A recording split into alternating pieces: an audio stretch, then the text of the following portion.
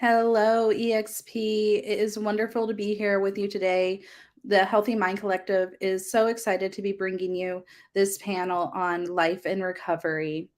Um, the Healthy Mind Collective, this is a very special topic to the Healthy Mind Collective, as 7.7 million adults in the US have co occurring mental and substance use disorders.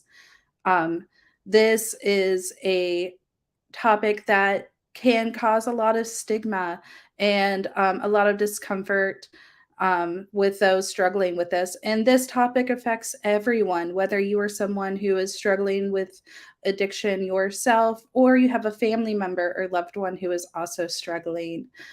We have a wonderful lineup and guest speakers with us today to talk about their experiences and how someone that you know, or maybe even yourself, can seek help if you need it.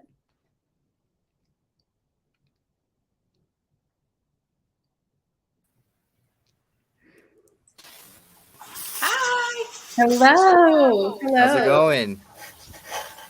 Well, would Hello. you like to go ahead and get started and introduce ourselves? Cody, I'm going to start with you. Well, hey everybody, I'm Cody Gilkison. I'm the DEI business partner here at EXP, and I'm also the chairman of One EXP. Thank you. David. Hello, everybody. My name is David Rico. I'm currently the global project manager for EXP Global, and I'm really, really excited to be here. Awesome. Justin. I am Justin Mansfield, and I am an EXP real estate agent. Wonderful. Thank you. And Carly.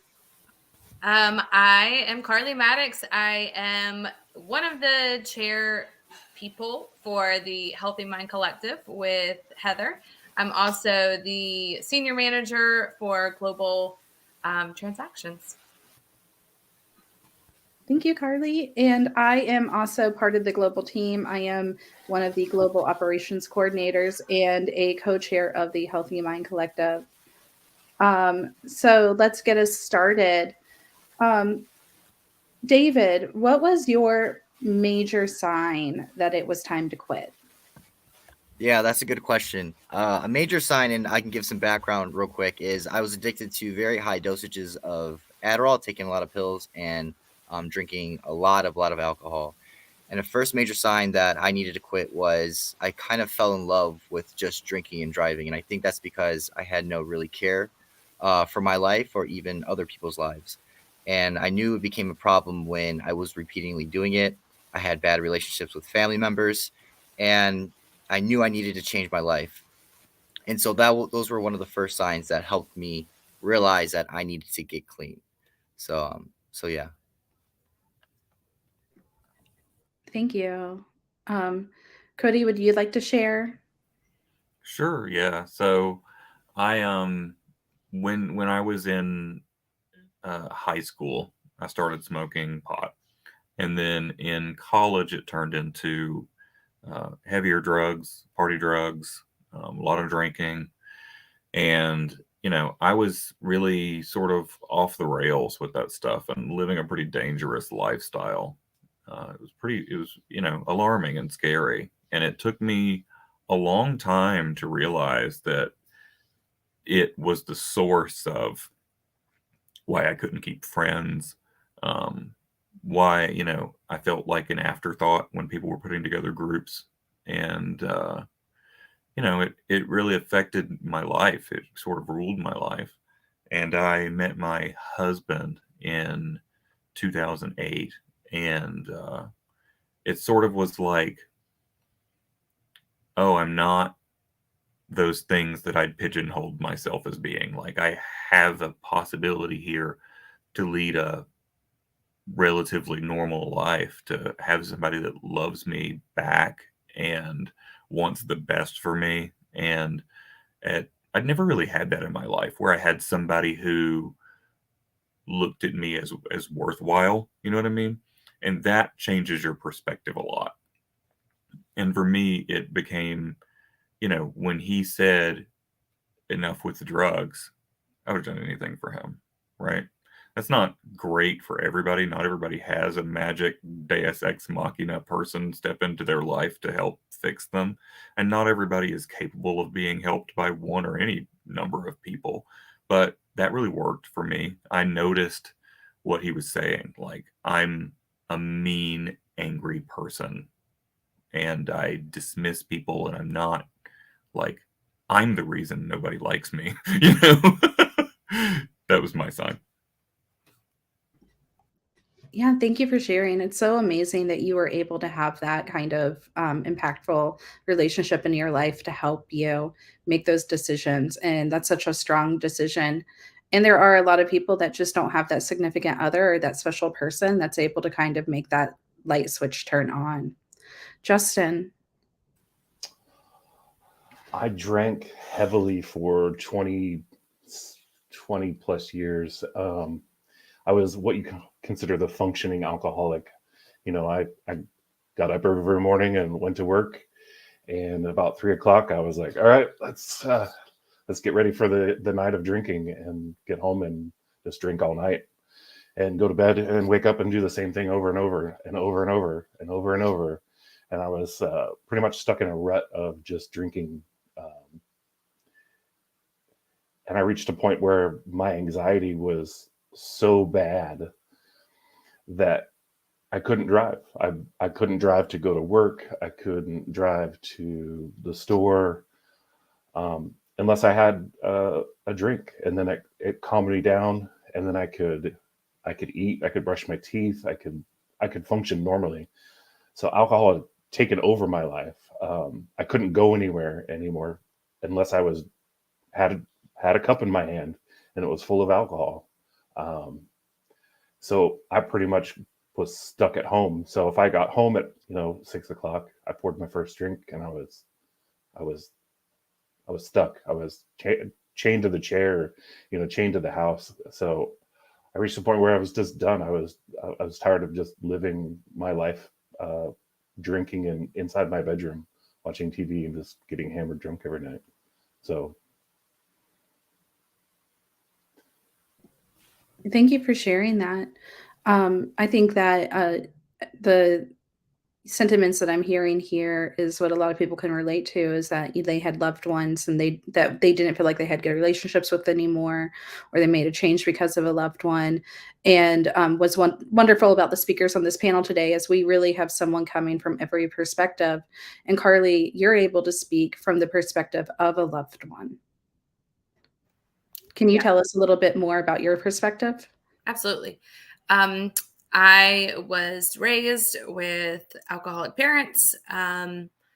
So my life revolved kind of around them, right? So I was put in a lot of situations that probably children should not be put in due to alcohol. And then I also was there to witness their recovery as well, and be on that journey with them. And I went to a lot of AA meetings as a child because there was no babysitter, and a lot of Al-Anon meetings. And then I have been married to my wife for 10 years now. We've been together for 13. And I was in a situation kind of like Cody's, but on the opposite side. So my wife now has been sober for 12 years. So we were together for the first 2 years before that. And it's kind of one of those things where I didn't make an ultimatum, but I just needed to remove myself from that situation. But that's kind of where I am. I'm here as a different perspective from everybody else. So I'm excited to be here. Thank you. Thank you. An interesting statistic that I learned recently is that only 1 out of every 10 adults who struggle with alcohol and substance abuse and addiction seek treatment. Keeping that in mind, what were the most impactful steps that you've taken to maintain or improve your sobriety? Um, let's start with you, David. Yeah, that's another good question. A real important step is I like to reflect whenever I have temptations or cravings and wanting to go back to using, is remembering my why, remembering of all the shame, guilt, embarrassment that the drugs, alcohol brung me, just brung me misery. And I have a strong belief, and this is just my personal opinion, that you really can't change until you hit rock bottom. And hitting rock bottom has become my strong why in taking that impactful step on keeping me sober. So, I have enough memories of just feeling all those feelings, and on a daily basis, I remind myself that I never ever want to feel like that again. And it's been super crucial in keeping me motivated and keeping me sober. So for these past 2 years. It's amazing. Thank you. Cody. Yeah, so for me, for 15 years now, I've lived sober, and I have a plan for my life. My husband is big about planning and what we want our future goals to be, and we want to make enough money and be successful enough that I can support my family and we can eventually have kids. And I know that if I fall back into my old ways, um, it's just never going to happen for me. You know, uh, if I'm out of it or miss work, or I'm sort of the pillar of the family, so I have to maintain the lifestyle that we have. And I'm a budgeter and a penny pincher and that kind of thing. So the thought of spending $11 or $12 on a pack of cigarettes, or however much money drugs are going for these days, it's been a long time. Um, it's just I don't see it happening for me. So for me, it's about uh, goal setting and planning, and being able to stare decisions in the face instead of acting on impulse, which is really what I did most of my drug life. Yeah, I imagine that is probably a bit more expensive than just a average Starbucks addiction. Carly. I hope I can unmute. So obviously I'm coming from the different perspective. And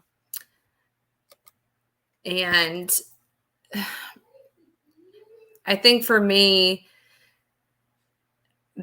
I was so conscious, right? Because being raised with knowing that the alcoholism was a genetic trait in my family. My mom's siblings have it, her dad had it. Like it was just, so it was so conscious in my brain all the time that I never allowed myself to ever really get drunk, or get to that point. Or if I noticed that I was drinking like 2-3 days in a row, I'd be like, oh my gosh, wait, stop, this could lead to down a bad path.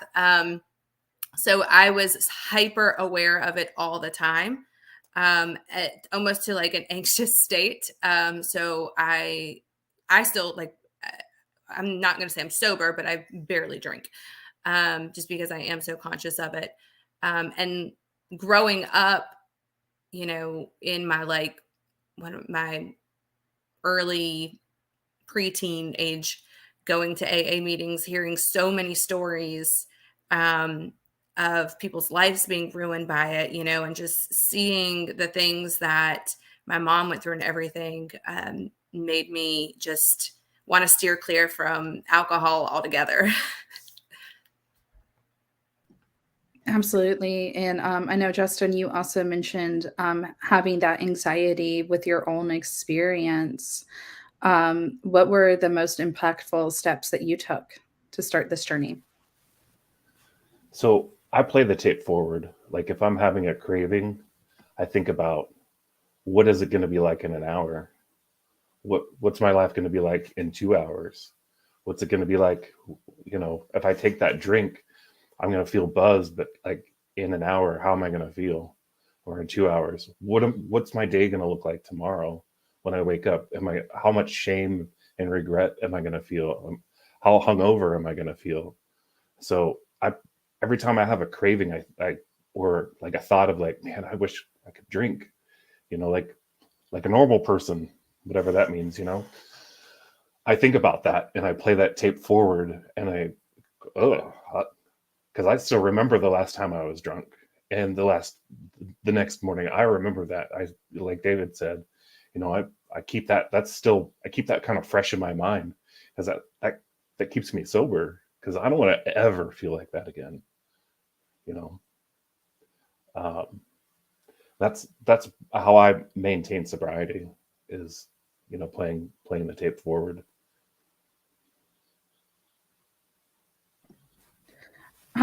As a follow-up to that question, I know that a lot of times drinking can be a very social activity. So with that in mind, how do you remove yourself from a toxic circle, where whenever you've decided to make this change? So, like I had said in my first answer, I pretty much isolated myself from everybody. So I don't talk to a lot of those people anymore. Um, and if I'm out and something gets, I'm like somebody's asking me, why don't you drink? Or it gets a little crazy for me. I just leave. I always have a plan in place. Like I bring my own car because if it just gets a little crazy, I can always just do the disappear and leave. I can leave the situation at all time. At all times, I think about like, all right, how can I get out of this? Or what's my exit plan? Yeah, and I know for me, like the circle of people that I had surrounded myself at the point where I was really addicted when I first met Lee was everybody was toxic. Everybody was either a drug friend or a dealer or whatever. And with Lee, once I committed to getting clean, we moved. We moved from Valdosta, Georgia to Jacksonville, Florida. Shout out to the worst place in America. But moving to Jacksonville, we moved away from all of those people, and it was easier for me because the habit part wasn't there. I think quitting cigarettes was a little harder because that was something that I did by myself. Wasn't real. That's not really a social thing. I mean, for some people it is, but for me it was when I'm stressed, I'm gonna go have a cigarette. That one was tough, but the drugs, once I wasn't around the people that I enjoyed doing drugs with, and I didn't know anyone who could sell me drugs, it was better. Now, I know that's not like an applicable answer for everybody. Not everybody has the money or drive or whatever desire to just pick up and move and leave. And I essentially quit cold turkey, which also definitely doesn't work for everybody. But it worked for me. Thank you. David.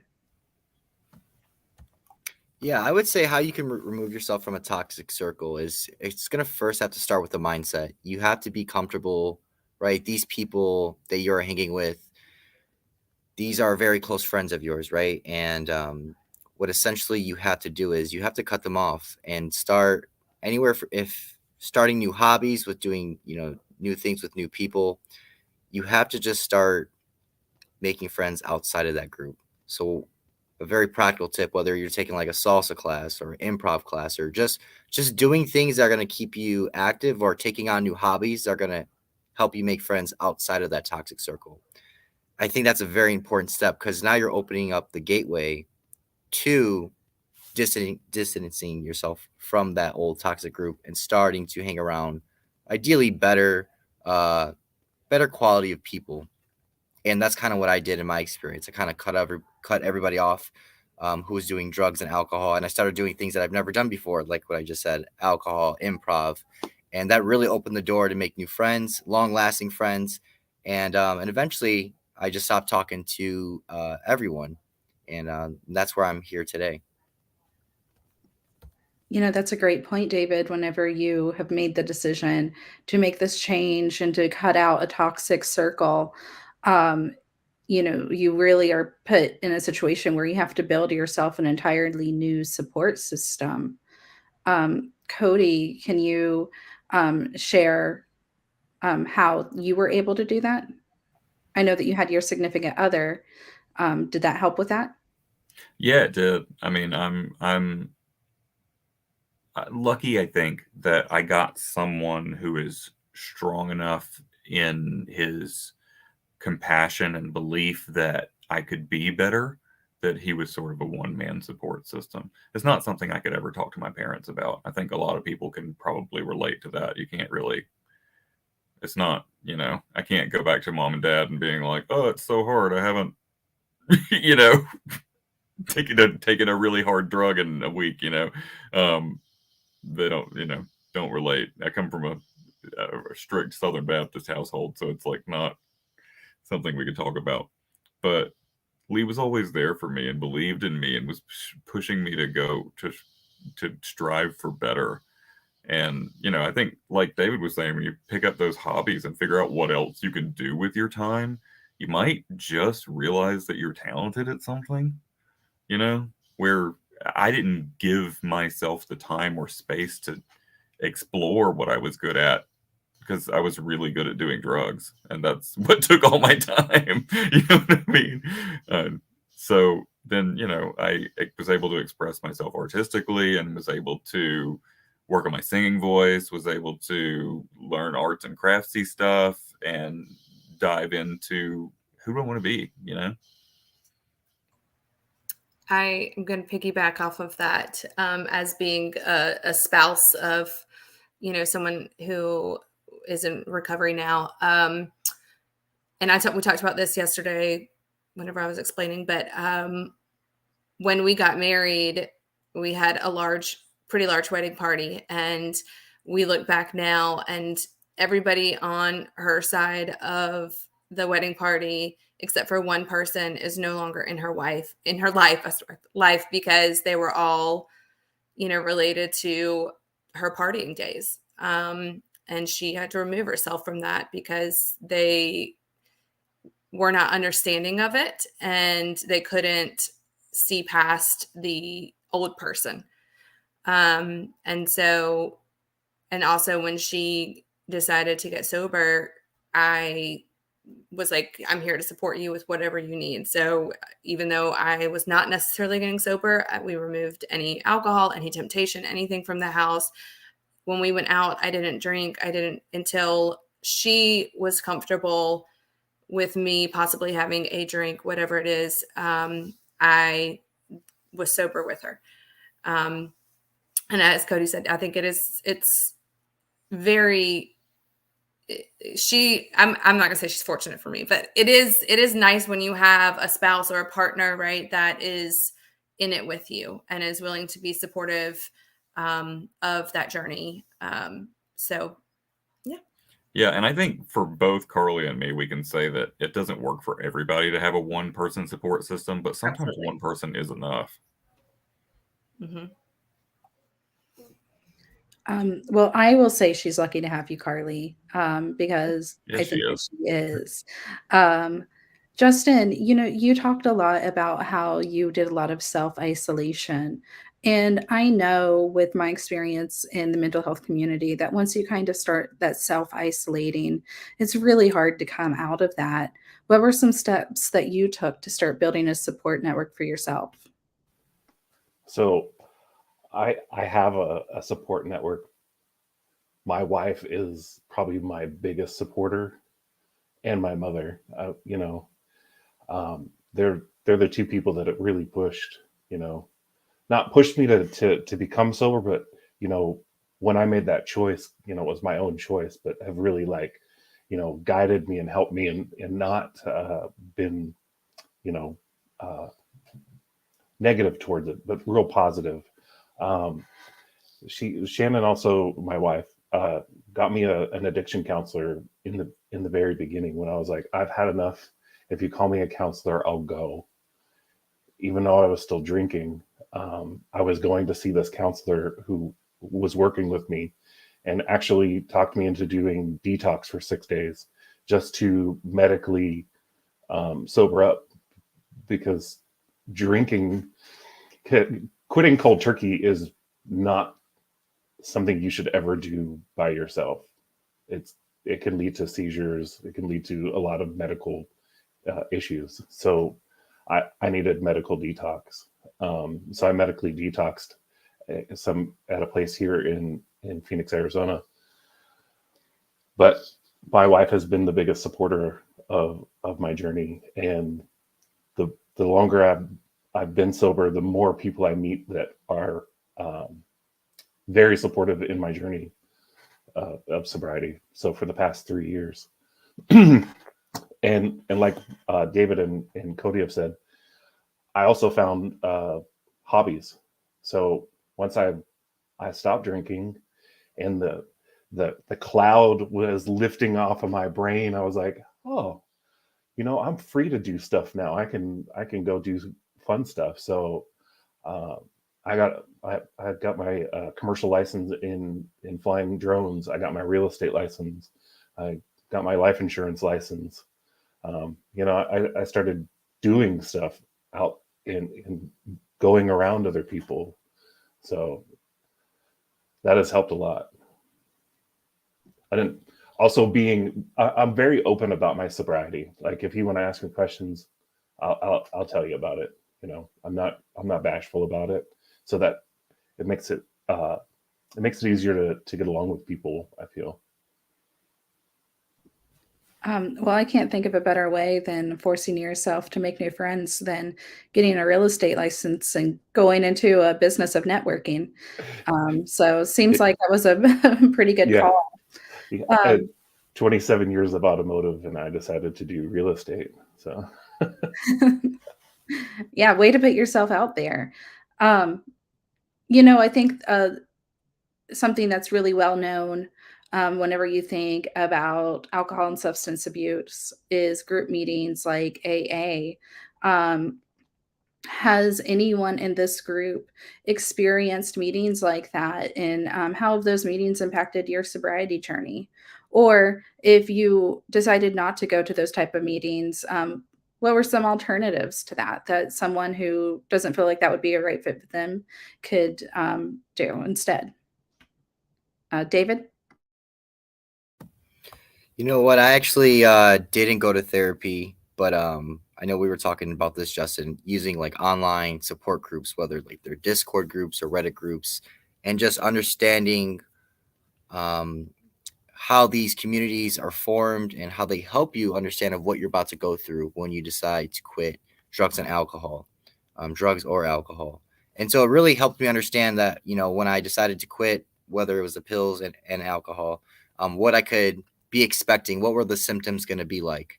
Now, you can read all as much as you want about it, but it's completely different when you start actually detoxing and going cold turkey. So I think they're an awesome online resource. Looking back on it, I think therapy would have definitely helped. The only reason why I didn't go to therapy is my cold turkey, detox was so severe. I was so tired. There's no way I could have even drove myself to therapy. And, that's why I kind of was just on my phone the whole entire day, looking for answers of, how long were these symptoms going to stay, and when do they eventually go away? Never really got an answer, but there's online resources that can help you too if you decide not to go therapy. Thank you. Cody? Yeah. So for me, when I started getting sober, a couple of things kept me from therapy or group meetings. So I knew that therapy would be a good option for me, but I also had in the back of my mind that the last time I'd seen a therapist was when my mom was trying to force conversion therapy on me when she found out I was gay. So I had a little bit of distrust of therapists, and also me and Lou were really starting from scratch in the workplace. So financially, we couldn't make therapy happen. For me, also, this is personal experience. It's not the same for everybody, but I was a youth pastor and lost that position when they found out I was queer, and it took a lot of self-reflection and all that kind of stuff to sort of sink into my atheist ideology now that I go by. I guess I don't know if ideology is the right word for an atheist, but lack of ideology, I guess. But the thought of doing AA or any of those things, they're very rooted in. They've opened up a bit, but at the time they were very rooted in Christianity, and it's just not something that I could support. So really did do my sobriety journey sort of with Lee's encouragement, but ultimately, if I wanted to, talk about my experiences or open up about my experiences about my, drug use and that kind of stuff, I really didn't have an outlet. So, in a way, it's taken a really long time for me to come to terms with a lot of that stuff, because now I'm talking about it more, but 15 years later is a little late, So, yeah, I didn't have a great outlet.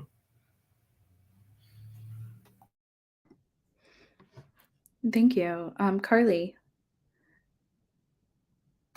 So I already talked about growing up, going to AA meetings, listening to all the stories. But I think for me, what helped the most was the Al-Anon meetings, which, are for family members and friends of, people who are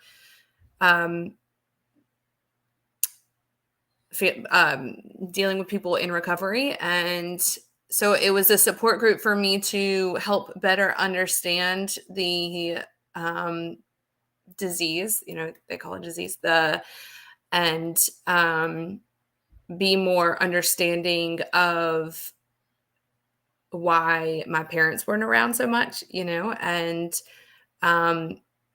forgiveness. It taught me a lot about forgiveness, and, that sometimes we don't have control over what we do. I mean, we don't, things take over our mind, they take over our body, and our decision making and our choices kind of just fly out the window. So I think it really helped me be, I don't know, kind of the person I am today. I feel like I'm a very open and understanding person, and I try to help anybody that I possibly can, with whatever they need, but I'm also super supportive. And yeah, I guess that's all I got, but So a little fact about me is before I came to EXP, I worked a nonprofit, and I worked with teenage boys who were in a treatment program for alcohol and substance abuse. And part of that was going to different meetings with them. And as someone who wasn't in treatment myself, but just kind of being a silent observer of these meetings and the people going to these meetings, I can see how that would be so impactful for someone who's really seeking a community and a support group. Something I noticed, and touching on what you were talking about, Cody, with maybe some trauma that you've had around the religion and your current beliefs, and being atheist yourself. A lot of meetings really center around focusing on a higher power. So it might not be something that fits for everyone. And it's nice to know for those people that there are options for everyone, regardless of what your beliefs or your comfort level is. And I think what David said about just getting some new hobbies and going to some groups, taking classes is a great way of building a new, more positive support network. Yeah, and I would add to that that we also now in Al-Anon and Narcanon and all those kind of things, that they will, with a little bit of wiggle room, they just say it's about a higher power now.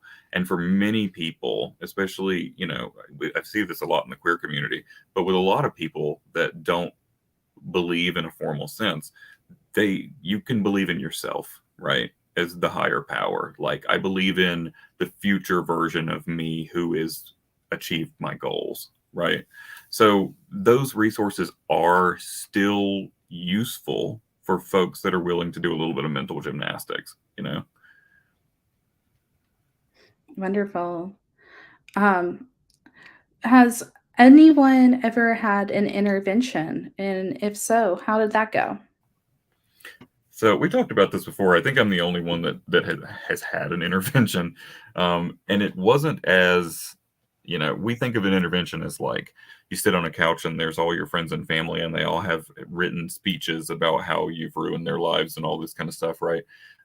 It's been sort of glamorized on TV with the show. But for me, set the stage a little bit. I was heavy into hard drugs, and I had told my two closest friends that I had stopped, but I hadn't, and I hid my drugs in this little black metal lunchbox with Kurt Cobain on it, right?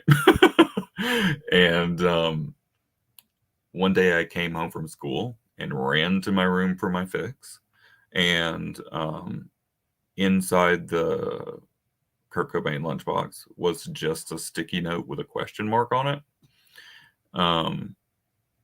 And I can tell you that approach did not work for me. It did not lead to a positive outcome. I dug my heels in worse. I isolated myself from those friends.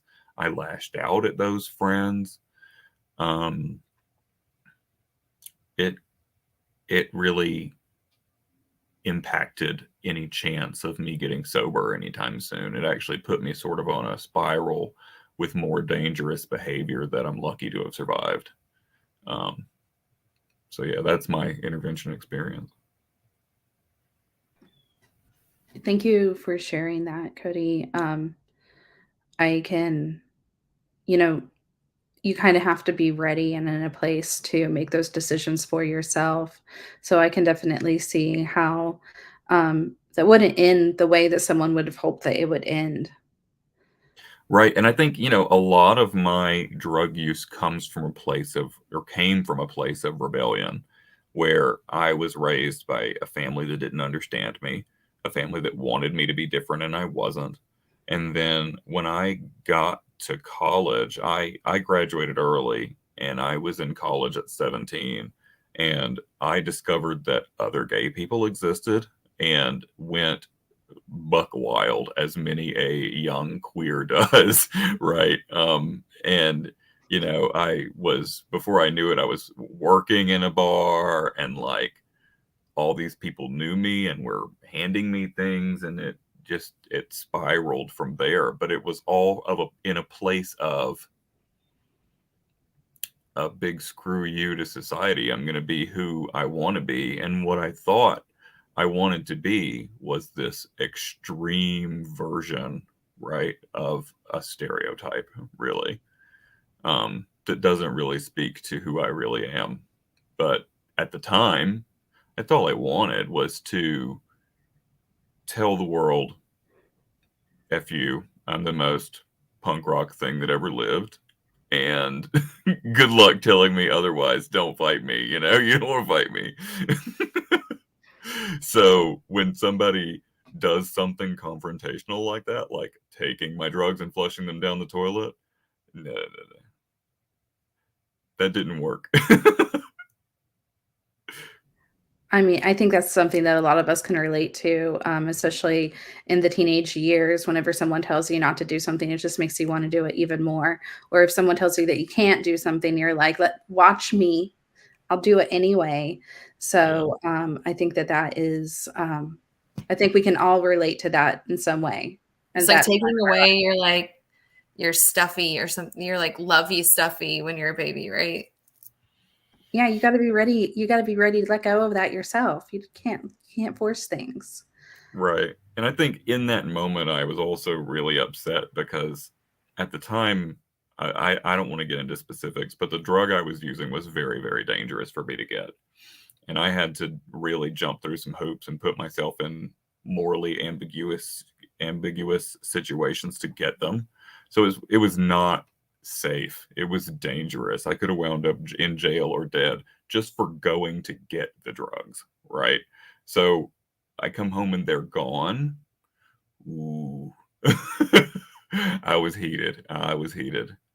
But, looking back on it now, I know that the primary attribute that anybody would have described me as if you could describe a person in one word, I think everybody would have told you angry. I was just an angry person all the time.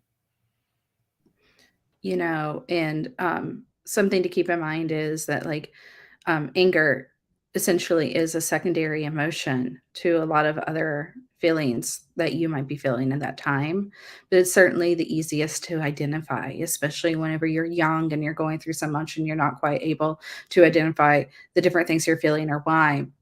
And that sounded like an especially dark time for you, Cody, um, that memory in particular. Looking back on your darkest times, what about it makes you the happiest that you're not there anymore?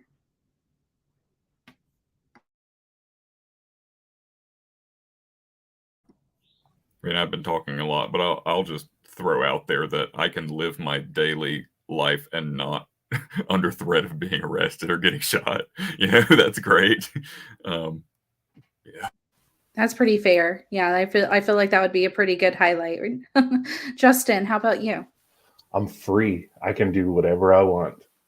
I don't have any restrictions. I don't have any. If I want to go get ice cream at 9 o'clock at night, I can go get ice cream at 9 o'clock at night. I don't have the thought of like, oh crap, I can't go anywhere because I've had a drink. Um, I'm there for my children now. If somebody gets sick or gets hurt, I can drive. I'm mentally there for them. So I'm glad I'm free from that. That's beautiful, and definitely, you know, mentioning your children and being able to just be there for you, for them, and being your full self for them. That's an amazing reason in and of itself. David, how about you?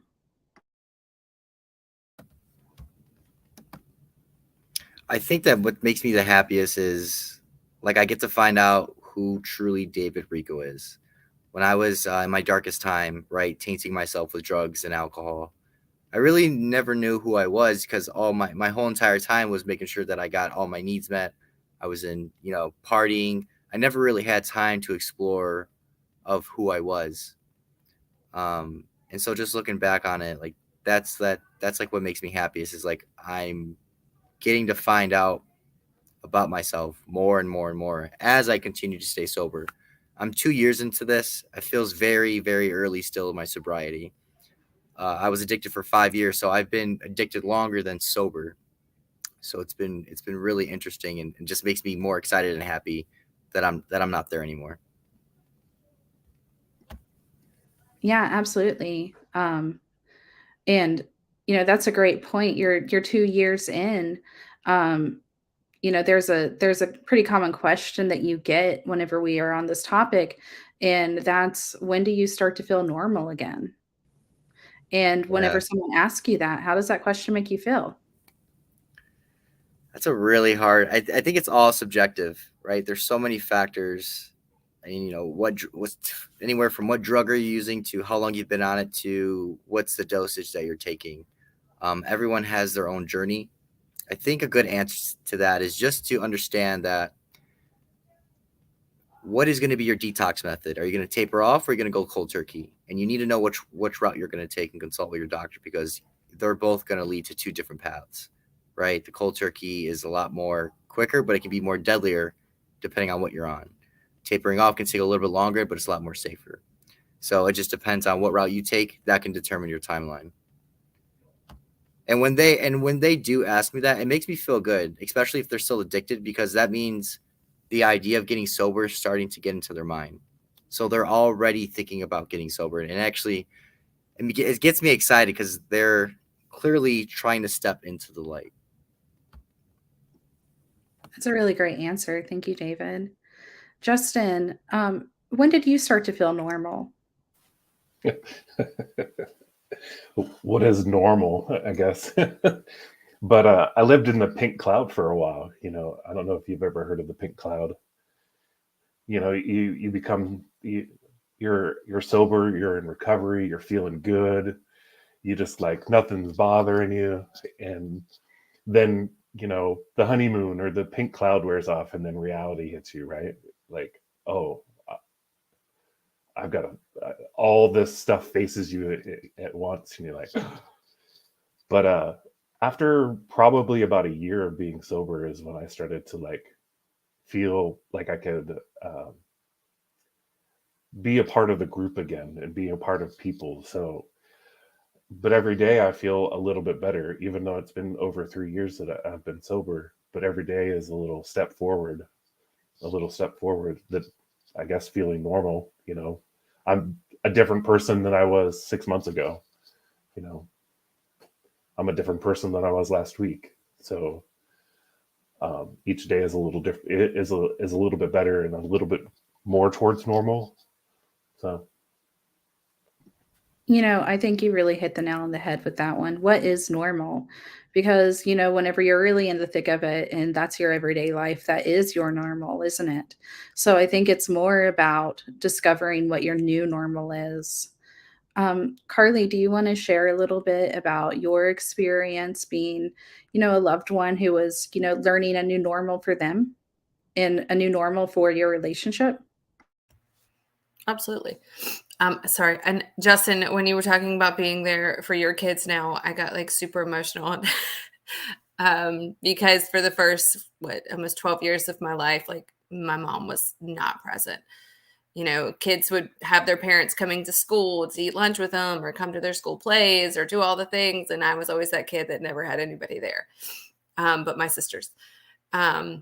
So I think after that, right, it was like learning a whole new parent. It's like you get you get a redo, right, and get to relearn each other all over again, and learn and watch them grow and see who they're going to become and completely change their lives. And it's amazing to watch. And I personally was a little bitter at first and angry for a while. But I did go to therapy. There was some therapy, and the Al-Anon helped. But my mom and I have an amazing relationship now. She's super open about it. And I feel like it taught her to be very open with me, right? She was one of those moms that was like, I know you're going to, I know these temptations are going to be there. I know this is going to be, and she was never that mom that was like, don't do that. Instead, she was like, if you make the choice to do that, I will not be angry with you, but I want you to call me, and I will come pick you up. I'll come pick, your friends up. I just, and I will not judge you. I will be there to support you. And the next day we can have a conversation about it. So I think watching how people can really change their lives, right? Making that choice is a beautiful thing. Yeah, absolutely. And once you kind of figure out what that new normal is, you kind of have to start navigating life. And the unfortunate fact of the matter is that there is still a lot of stigma about not just mental health, but there is a lot of stigma about addiction and why addiction happens. And it's very common, especially in this country. How do you handle the stigma of having a past addiction in a professional setting? Specifically, maybe as a realtor, where a lot of networking events might include alcohol. And I'll let anyone who feels so inclined to speak on this go ahead, speak up. I go in with I go to a like a networking event with that same mindset from before. I play the tape forward of, if I was to drink at this event, what's going to happen. I also go in with an escape plan. If it gets too crazy or I'm feeling really uncomfortable, I'll leave.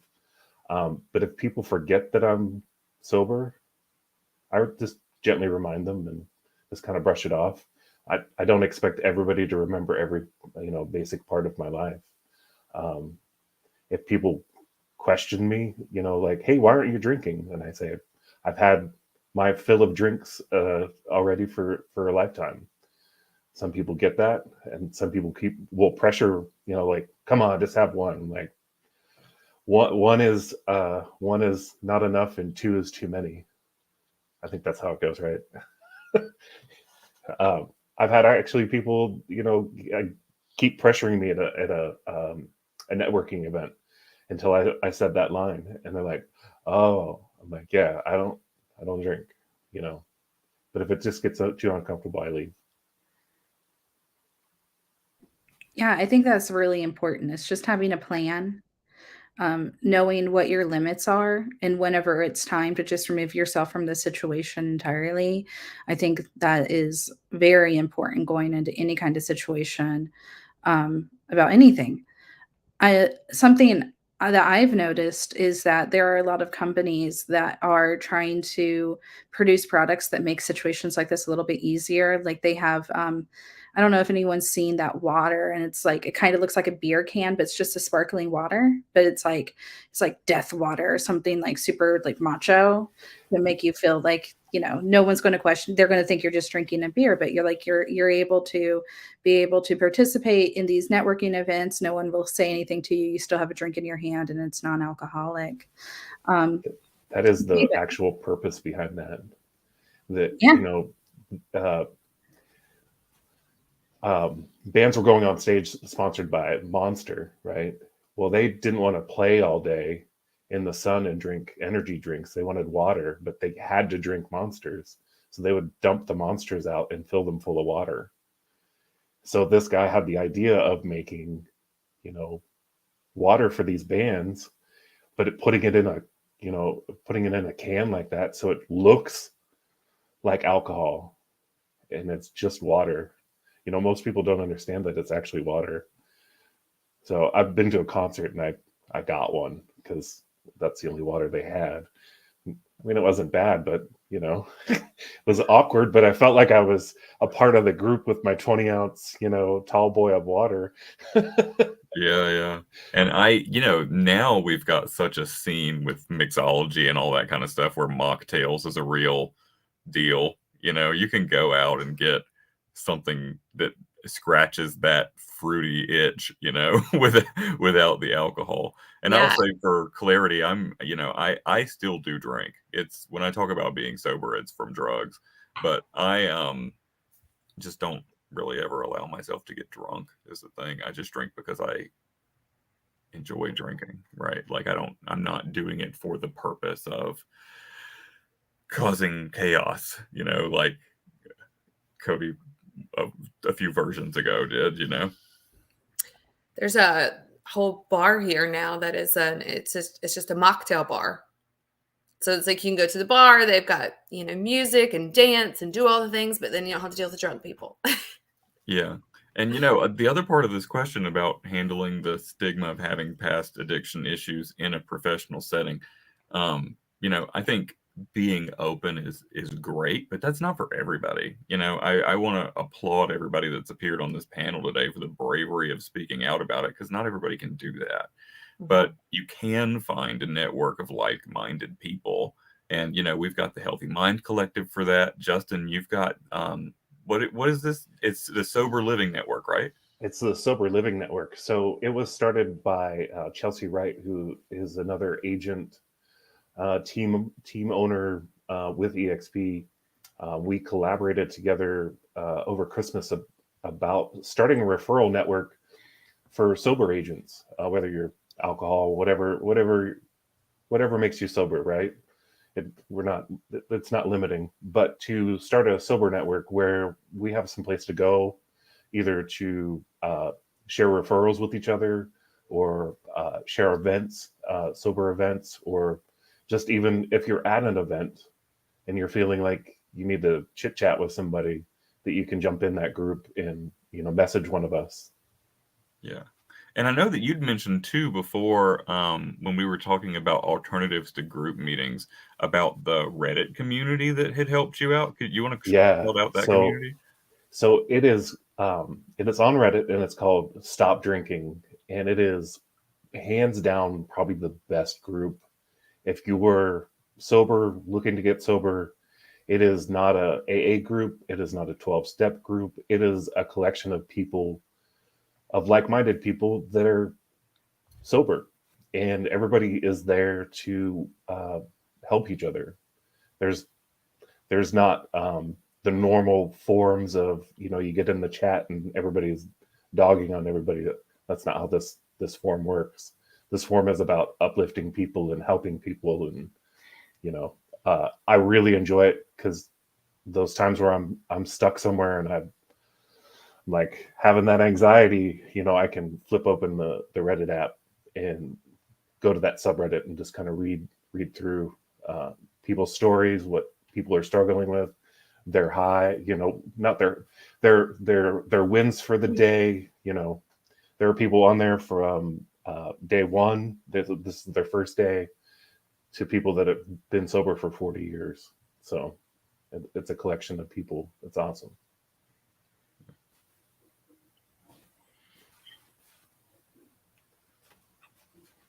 Wonderful. Thank you, Justin. And I'd just like to say to everyone listening that, EXP is wonderful. I'm so thankful to be a part of a company that welcomes conversations like this, and DEI. And if anyone out there who's listening to this is struggling and just wants to reach out and have a conversation about it, please reach out to Justin. Please join his workplace group. You are more than welcome to reach out to myself, Carly, or Cody as well. We welcome anyone. I see we have David back with us. I want to say that, David is also a subject matter expert in this area. So we welcome and encourage anyone to reach out, even if you just want to talk more about this and continue this conversation. If you're seeking resources, David and Justin can definitely point you in the right direction. Yeah, for sure. And I want to say, because it's my job, if you enjoyed this talk, if you love working for a company where we have conversations like this, we're going to drop a QR code at the end here for you to go leave a review on Glassdoor. Those are so important. Yes, absolutely. And if you want to see more from the Healthy Mind Collective, go to our page on Workplace, the Healthy Mind Collective, and drop us a comment. Tell us what you want us to talk about next. Tell us what you want to hear from us about.